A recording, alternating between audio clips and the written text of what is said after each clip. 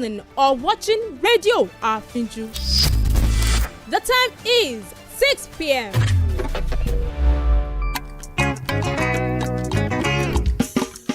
Ẹ bá mi pè é o. Àfíjù. Kí lorúkọ rẹ̀? Àfíjù. Rédíò. Àfíjù. Gbogbo èèyàn ló ń gbọ́ Àfíjù. Gbogbo èèyàn ló ń wo Àfíjù. Lórí WhatsApp. Àfíjù. Instagram. Àfíjù. Facebook. Àfíjù. Lórí X. Àfíjù. Lórí YouTube. Àfíjù. Lórí TikTok. Àfíjù. Kí lorúkọ rẹ̀? Àfíjù. Ẹ bá mi pè é o. Àfíjù. Rédíò. Àfíjù. Gbogbo èèyàn ló ń gbọ́ Àfíjù. Gbogbo èèyàn ló ń wo Àfíjù. Gbogbo èèyàn ló ń gbọ́ Àfíjù. Gbogbo èèyàn ló ń wo Àfíjù. Rédíò Àfíjù. Rédíò Àfíjù. Rédíò Àfíjù. This is the world news on Radio Afinju.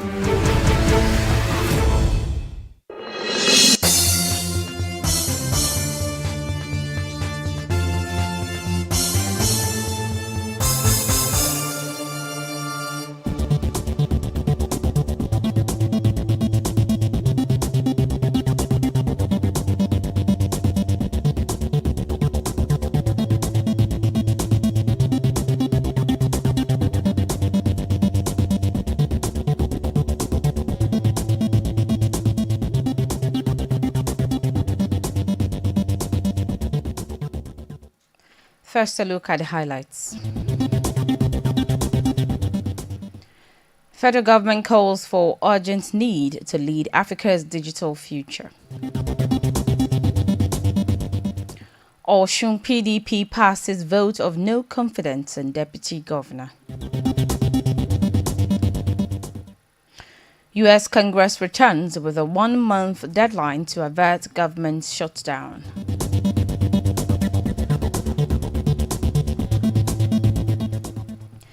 Good evening and welcome to the World News on Radio Afinju. My name is Durotoye. The news in detail.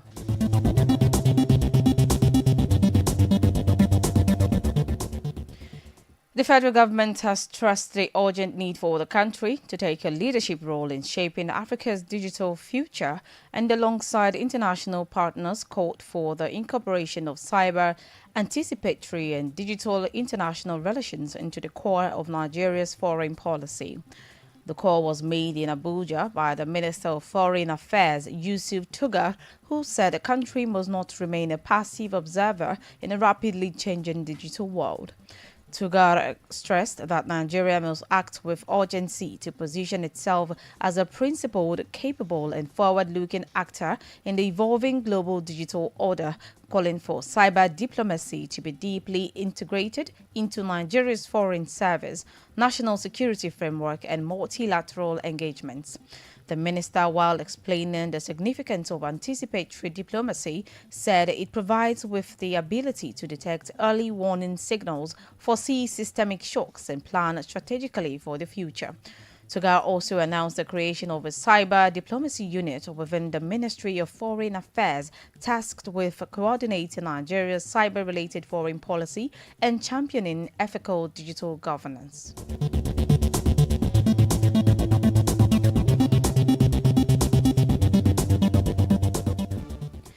The federal government has revealed that several Nigerian diplomatic and consular missions abroad are facing financial and operational challenges ranging from unpaid staff salaries to mounting debts owed to landlords and service providers.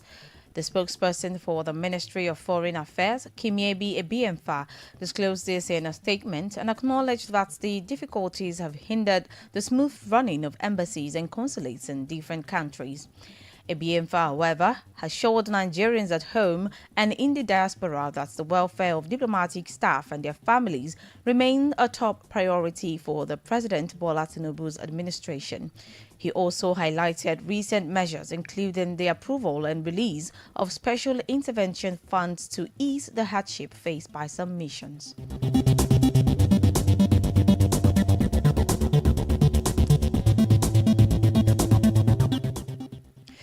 Over Over alleged anti-party activities, the People's Democratic Party in Ife federal constituency has passed a vote of no confidence on the Osun State Deputy Governor Kola Adewusi, a former national secretary of the party, Wale Oladipo, and the Ife East local government chairman of the party, Olasunkanmi Makinde.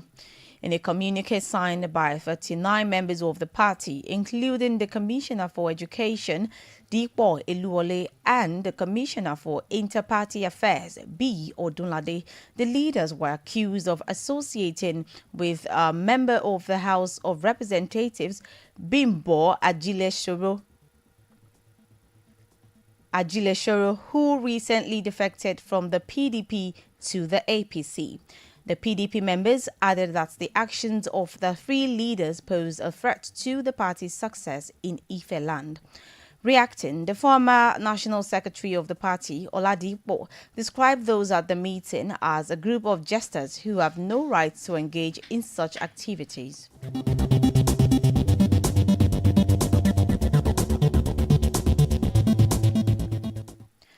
The return of Olajide Adediran, popularly known as Jandar, to the All Progressives Congress (APC) has been described as a major gain for the party.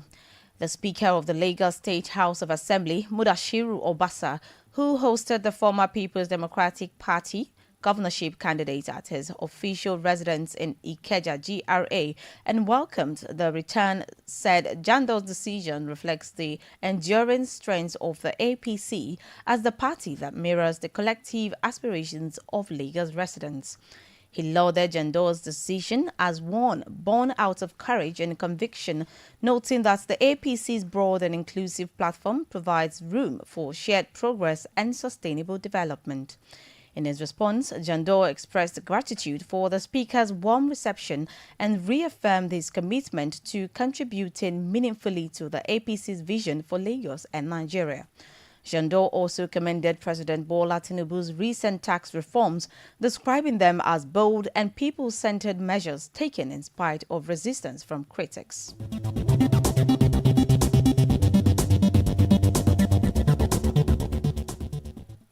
Residents of Akure have decried the worsening power supply to their community by staging a protest at the headquarters of the Benin Electricity Distribution Company in Ondo State.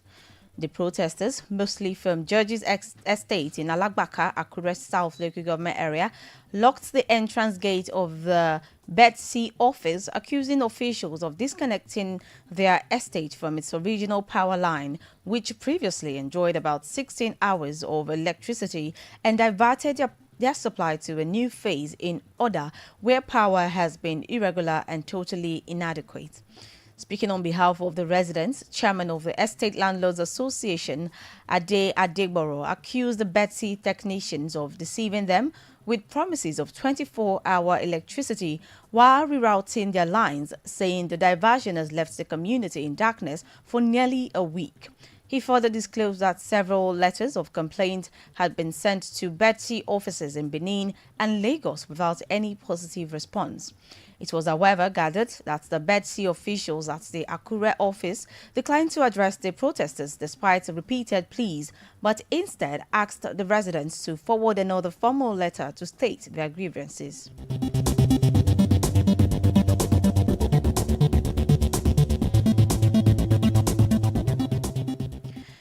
As the Nigerian Safety Investigation Bureau began probe into the Abuja train derailment, which occurred last Tuesday, 12 people have been confirmed injured out of the 583 passengers on board. The Director General of the NSIB, Alex Bade, disclosed the development while giving updates on the ongoing investigation. He explained that an investigator in charge has been appointed to lead the probe, working alongside relevant stakeholders, including the Nigerian Railway Corporation, adding that the team has already taken evidence protection measures such as securing the site and preserving critical data, including CCTV footage and other materials that could help determine the cause of the derailment. The Director General assured that final reports will be released within 30 days of the incident, 23 days from today, and will be shared with the NRC, regulatory authorities, and the general public. Bade appealed to the federal government and other stakeholders to address funding shortfalls in order to enhance the Bureau's capacity for thorough investigations and safeguard the lives of Nigerians.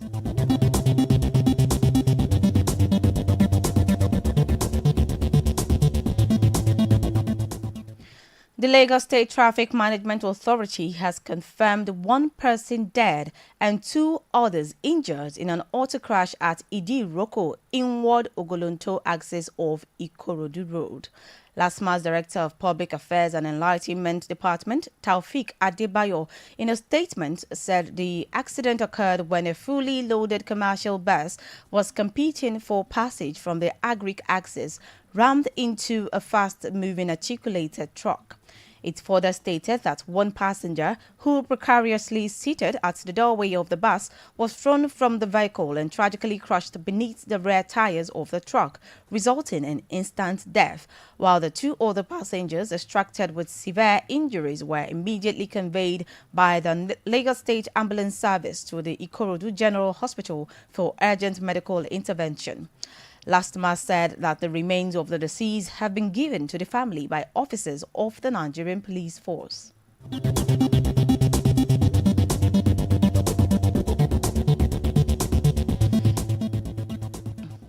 On the foreign scene, a law to ban the conduct that is believed to promote LGBTQ practices has been passed by Burkina Faso's interim parliament. The Justice Minister, Edaso Bayala, made the announcement on state media, saying the law is introducing fines, prison sentences and sanctions for persons convicted. The law was passed unanimously by the unelected 71-member transitional parliament and is awaiting the signature of military junta leader Ibrahim Traore. It was gathered that the Persons and Family Code law, making Burkina Faso the latest in a series of African countries to criminalize lesbian, gay, bisexual and transgender activity, also tightens rules on nationality and stateless people. Anti-gay laws are in place in various conservative African countries, including Senegal, Uganda and Malawi, though some others, including South Africa, Botswana and Angola, have decriminalized LGBTQ practices or enacted protective measures.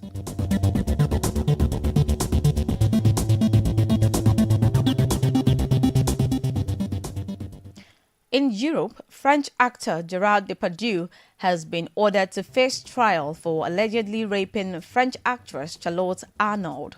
The order was revealed in a post Arnold wrote on social media. Depardieu has denied wrongdoing in the case.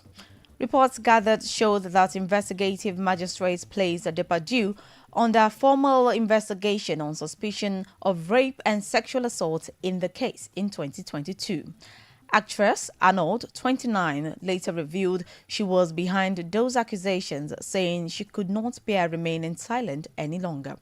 A Paris court found Depardieu guilty in May in a separate case of sexually assaulting 2 women on a film set and handing him an 18-month suspended prison sentence.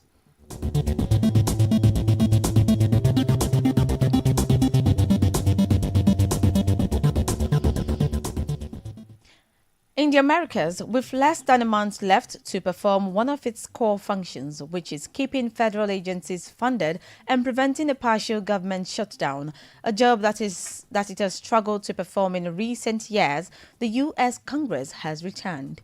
The chamber's hostile one-sided splits have hardened in the first year of President Donald Trump's new administration, which has angered Democratic lawmakers by deciding not to spend some money previously approved under bilateral deals. There have been 14 partial government shutdowns since 1981, most of which lasted only a day or 2. The most recent stretched over 34 days in September 2018 into January 2019 during Trump's first term. Trump's Republicans hold a 219 to 212 majority in the House of Representatives and a 53 to 47 edge in the Senate, though that chamber's rules require 60 votes to pass most bills, meaning that 7 Democrats' support will be needed to pass a funding bill. However, the Democratic leaders have requested a meeting with their Republican counterparts to discuss the deadline, with some Democrats wanting assurances by Republicans to not unilaterally cut funding if more requests are made by the administration.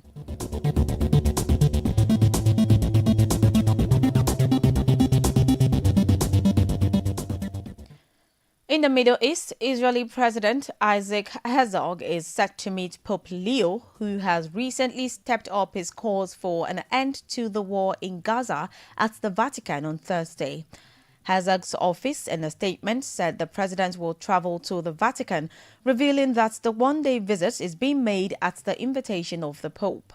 The presidency said that central to their meetings will be the efforts to secure the release of the hostages, the fight against global anti-Semitism, and the safeguarding of Christian communities in the Middle East, alongside discussions on other political matters. The statement added that Herzog will also meet Secretary of State Cardinal Pietro Parolin, the Vatican's chief diplomat, and tour the Vatican archives and library.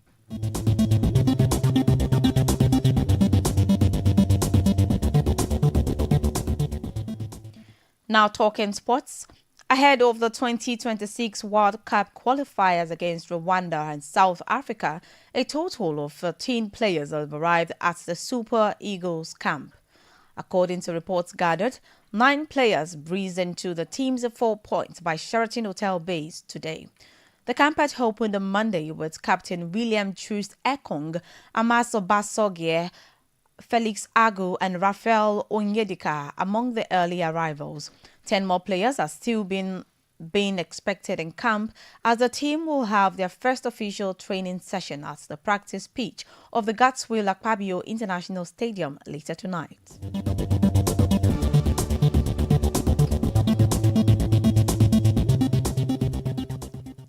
Still talking sports, Spanish footballer Lamine Yamal has admitted to hoping to win the Ballon d'Or at the 2025 ceremony later this month. While away on international duty with Spain, Yamal admitted that he dreams of winning the Ballon d'Or and expressed his delight over his nomination for the Golden Ball this year. 18-year-old Yamal has been nominated for the prestigious award alongside Barcelona teammates Pedri, Robert Lewandowski and Rafinha. After a stellar campaign with Barcelona in 2024 to 2025, in which he scored 18 goals and provided 25 assists in 55 matches across all competitions, Yamal is off to a fine start in the new season, as he has already racked up 5 goal contributions in the Blaugrana's first 3 La Liga matches. The 2025 Ballon d'Or ceremony is scheduled to take place at the Théâtre du Châtelet in Paris on September 22nd.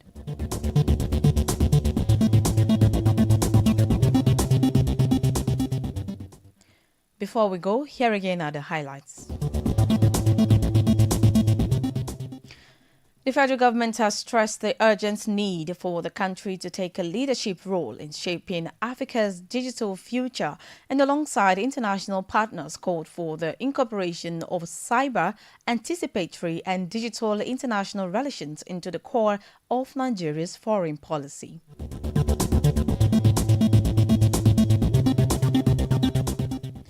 The People's Democratic Party in Ife Federal Constituency has passed a vote of no confidence on the Osun State Deputy Governor Kola Adewusi, a former National Secretary of the party, Wale Oladipo, and the Ife East Local Government Chairman of the party, Olasunkanmi Makinde, over alleged anti-party activities.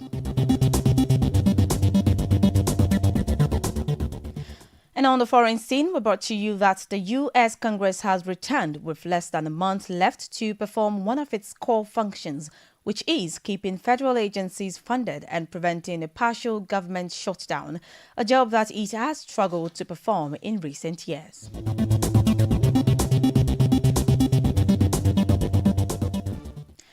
That was the world news on Radio Afinju. To view our channel,